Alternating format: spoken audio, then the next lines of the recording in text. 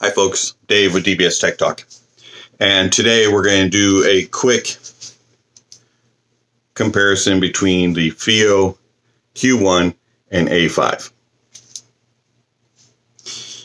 Build-wise, they're both very well built. Both of them are on the fairly smaller side. The A5 is a little bit on the larger side, so it's more like a cell phone size, whereas the Q1 is about half of a cell phone, at least modern day size cell phones, as they keep getting bigger by the year, it seems like. But anyways, heft wise, the A5 is heavier, does have a larger battery and a more powerful amplifier inside it. The all the other things, the inputs and stuff are the same. They both have 3.5 input, 3.5 output, bass boost, high gain switches, volume knob, obviously, and both use micro USB. The A5, I think, is set up a little bit better as far as there is nothing on the right-hand side, or actually that would be the left-hand side, and nothing on this part up here, either top or bottom, whichever way you're looking at it. And then on this side of it, it does have your bass boost switch and your micro USB in, and then everything else is on top. So you have your 3.5 in, your 3.5 out, your high gain switch, high-low gain switch, and your volume knob.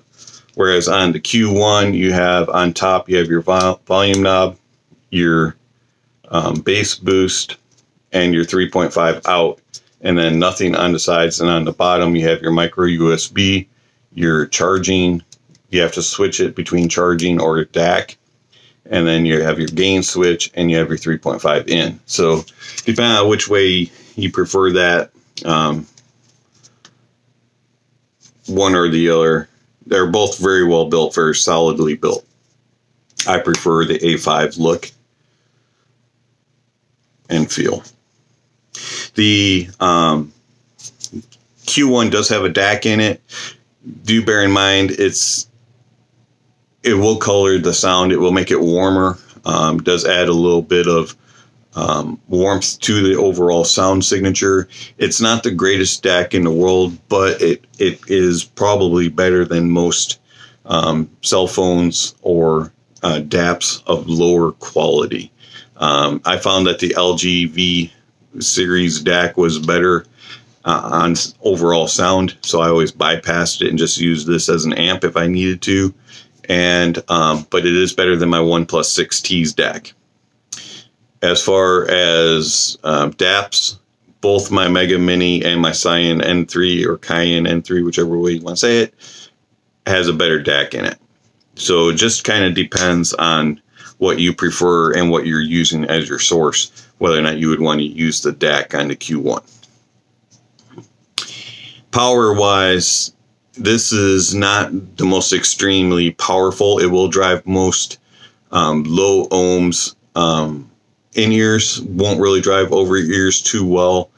And I found that on most things that I use it for, the advanced GT3s and the RHA CL750s or the Macaw GT600s, this had to be pretty much maxed out in order to get volumes that were either good enough or just a little too much. It didn't really drive things with ease, and that was even on high gain. Whereas the A5, no problems whatsoever driving anything. And it was extremely easy to drive the CL750s and the GT3s, and it also drove over ears like the HE4XX, the Mr. Speaker's Amflow Opens, Focal Elex, and the like with ease. So depending on what you're going to be using it with to drive may also depend on how much power you need and which one of these you would need. If you don't really need a DAC, I would recommend the A5. If you need a DAC, you might want to look at the Q1 and see also about maybe the Mark II. Even though I haven't used that, I believe that has a little bit more power, plus it has balanced out.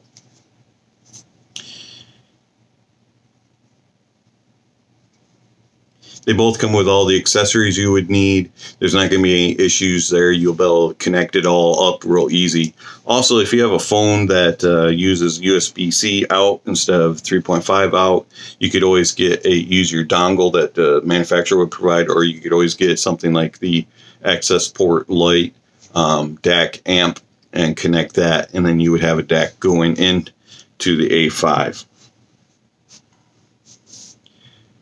Overall, both of them are recommended, but I would prefer the A5. I find that I use that more just because of the overall ability to drive more headphones, and it just has better power.